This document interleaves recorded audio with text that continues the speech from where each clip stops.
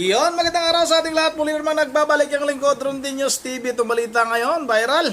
Trending at usap-usapan sa mundo ng social media. Ito nga mga kababayan ha, dating Vice President Leni Robredo nagsalita na ito tungkol nga sa pagbisita ni Vice President Sara Duterte sa kaniyang pamamahay mga kababayan. At bigla namang sumugod itong mga bata ni Tamba mga kababayan itong si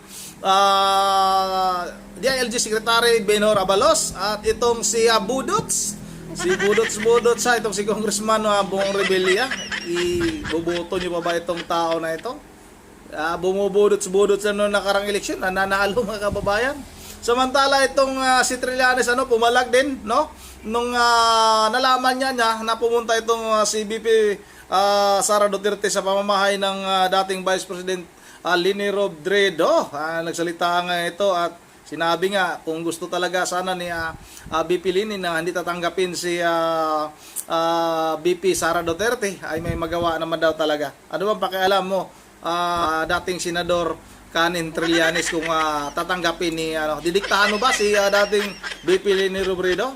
Ito muna mga kababayan, unahin muna natin itong video ni dating sundalo Antonio Trillanes nangangampanya na ito sa lungsod ng Caloocan na dati diyan ako nakatira. Sayang hindi na ako nakatira diyan, sana makikita kita diyan Trillanes. Diyan ako sa may bagong silang dapat Trillanes turuan kita kung saan ka mag-focus sa pangangampanya doon ka sa may bagong silang.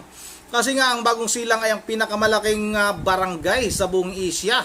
Diyan talaga napakaraming botante diyan, napakaraming botante dapat doon ka mag-focus Pero nga nagugulat ako bakit parang nangampanya na itong si Trillanes para pang may dalang mga galing ba kay kay Tambi itong mga bigas na ito. May mga bigas diyan mga kababayan na mga 2 kilo, 3 kilo or ilang kilo ba ito. Kasi nga ang umpisa ng pangangampanya para sa tawag nito para sa local ay mayroon silang sa kanilang campaign mayroong 45 days sila pero itong si Trillanes para nag-umpisa ng mga kampanya diyan naninira na kay Along Malapitan na yan yung ngayon mayor diyan at yung tatay niya ay congressman din diyan sa Caloocan diyan sa may 2nd district. Ang campaign period sana talaga para sa local ay March 28 hanggang May 10. Tapos naman sa national ay para sa mga senador at party list ay February 11 hanggang May 10. Pero ito nga si Antonio Trillanes ay nauna na. Bakit kaya? Parang napakadami namang budget nitong si Trillanes mga kababayan dahil nauna na itong mga kampanya. Ito na audio lang ito, baka mamaya makita ni Trillanes yung video niya ginagamit natin, strike pa tayo. Ito na, panoorin natin at pakinggan muna natin yung mga sinasabi nitong si Antonio Trillanes. Po sa ating mga kababayan dito po sa Barangay 164. Kumusta po kayo? Okay. Narito po muli ang Team Trillanes po, Team Trillanes. Upang ipamalita sa inyo na malapit na po dumating ang pagbabago dito po sa Caloocan. Gusto po ba natin yun? Ayan. Kasi po, alam niyo po na pag-iwanan na po tayo, Napag-iwanan na ang Caloocan, umasenso na sila lahat, pero ang iba't ibang lungsod po ay nakita natin, umasenso na pero Caloocan po lungkot pa rin. Diba? At yung mga mamamayan po nila ay buwan-buwan po nakakatanggap ng mga benepisyo mula sa Team Trillanes po ay naghahanda ng iba't ibang programa para sa inyo. Mula sa mga bata, sa mga estudyante, sa mga magulang, sa mga manggagawa, hanggang sa mga senior citizen. Doon po sa senior citizen, siguro po narinig nyo na yung tinatawag namin na medicine allowance, buwan-buwan. Meron po kaming plano kung Team Trillanes po ang pipiliin ninyo. Ayan. Ganito po, So marami po tayong mga programa. Isa lang nga yung medicine allowance na buwan-buwan para sa mga senior citizen. Tapos, di ba ang tinatanggap daw ng senior citizen na tuwing birthday, 500 tsaka spaghetti? Sa atin po, gagawin na natin 1,000 na lang. sarado na natin. Kasi yung spaghetti, pinagkakakitaan pa ho yun eh. Di ba? Kayo nang bahala kung gusto niya ng pansit kanto na handaan nyo. Di ba? Oh. Alam niyo po, pwede pong gawin yan kung hindi mangungurakot. No? Nakita po natin, pinag-aralan na natin ang budget ng Caloocan, kayang-kaya pong magbigay ng benepisyong ganyan kung hindi ibubulsa ang pera. So, ang Team Trillanes po ay kilala na hindi nangungurakot. No? Dadali na. Ang sakit pa sa mata ng orange eh, di ba? O yan. Pero ganito po. So, medyo umiinit na. Tapusin na po natin. Ngayon po, papakilala ko po yung mga kasama natin magatid ng pagbabago dito po sa Caloocan. Sa pangunguna ng ating Vice Mayor, PJ Malonzo. Ayan, no? Ang ating mga konsihal, si Konsihal Mining Faustino. Konsihal Mickey Bunag. Konsihal Angie Leonardo. At Konsihal Kay Nubla. Ayan. So, pinili po natin yan sila, no? Kilala nyo naman si Vice Mayor PJ Malonzo, di ba? O kilala nyo rin itong sa ating mga konsihal. Mga magagaling sila, masisipag.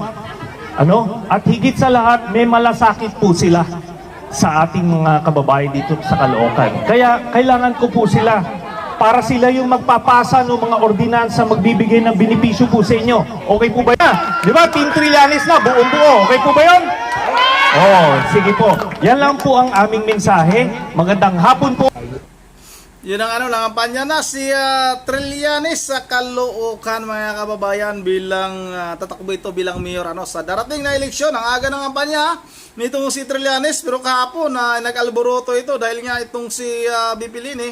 Ano isang araw ba yun? O isang araw nga, mga kababayan. Nag-alboroto ito dahil nga itong si BP Lini ay nakipagkita kay Vice President Vice President Sara Duterte, no, doon sa mismong pamamahay nitong si dating Vice President Leni Robredo, at sinundan naman kaagad ng mga bataan ni Tambi. Kaya ito may pahayag itong si dating Vice President BP Leni Robredo, mga kababayan. Ito, pakinggan natin ito. Hindi, pag Peña-Francia dito sa amin, wala namang kulay ng politika tinitignan. Walang partido. Politically neutral dito lahat. Lahat na pumupunta para kay ina ay welcome dito sa amin. Mula nung naging mayor yung asawa ko, 1988, ganito na. Every time na may bisita yung naga, na si ina, yung sadya, very much welcome dito sa amin. O distressed. Ito ang binigyang diin ng Office of the Vice President sa mga ulat na nakipagkita si VP Sara Duterte kay former Vice President Leni Robredo sa Naga. Nakasaad sa inilabas na pahayag ng tanggapan ng pangalawang Pangulo na totoong nakipagkita ito sa dating Vice Presidente. Paliwanag pa ng OVP na imbitahan ng isang kaibigan si VP Sara sa isang pagtitipon sa lalawigan at ito rin umano ang gumawa ng paraan para magkita ang dalawa. Bukod kay Robredo, may ibang personalidad pa umano itong dinalaw sa Bicol. Matapos ang sorpresang pagbisita ni VP Sara Duterte kay dating Vice President Leni Robredo dito sa Naga City, ngayong araw binisita naman si dating VP Leni Robredo na Senator Bong Revilla at DILG Secretary Benher Abalos. Ayon kay dating Vice President Leni Robredo, ang kanilang pista Peña-Francia ay politically neutral at welcome ang lahat sa kanyang tahanan tuwing kanilang kapistahan. Pag Peña-Francia dito sa amin, wala namang kulay ng politika tinitignan. Walang partido. Politically neutral dito lahat. Lahat na pumupunta para kay ina ay welcome dito sa amin. Mula nung naging mayor yung asawa ko, 1988, ganito na.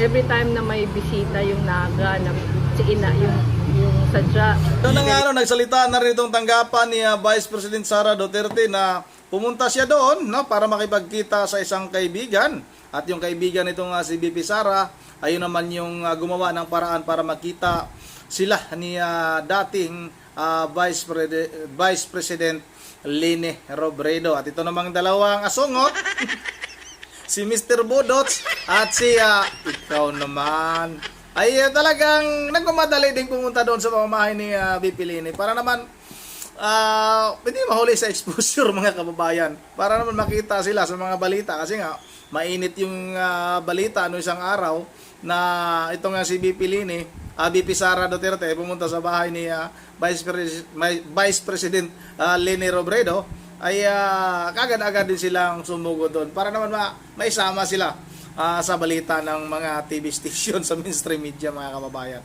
Yan ang hanggang dito lang muna. Talaga itong si Budot sa at saka sa ikaw naman talagang nagmamadali din. Paalala kayong umusga. Yun na nga, dito lang muna at ulit. I-shout out ko lang ulit si Ma'am Bergie, ano? Sabi kasi niya, naka-confine siya naka-confine siya sa ospital, ano? Magpagaling ka Ma'am Bergie, ano? Sana nga, nasa mabuti kalagayan ngayon. At shout out na sa lahat. Shout out sa inyong lahat ng taga Pulilan, Bulacan dyan. At lalo na sa inyong buong pamilya. Para nabubulol na ako, nagugutom na yata ako mga kababayan. Inom na akong tubig. Shout out na rin kay Lord Rosalie Malit, kay Ma'am Susan 76, kay tawag nito kay Armando Cabrera, kay Lord Rosalie Malit, no? Dito kay shout out na rin kay Bernadette Katama. Shout out sa iyo idol ha, Bernadette Katama ha. Hasil Lalia, shout out. Si Lalia, shout out sa iyo at kay Maria Belwa, shout out kay Imelda Cruz, shout out ha kay Ronald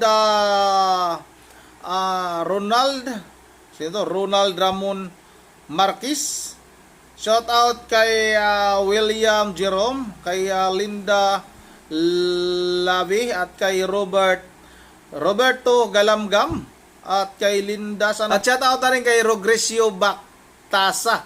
Matagal na natin subscriber yun. Kaso nga lang, matagal na daw niya akong hindi na kikita, ano. Bakit? 32 million votes ni Sara. Bakit hindi manalo Duterte? Yan ang ano. Hanggang dito lang muna once again. This is Ronde TV mo. Ingat ang lahat. God bless bawat isa sa atin.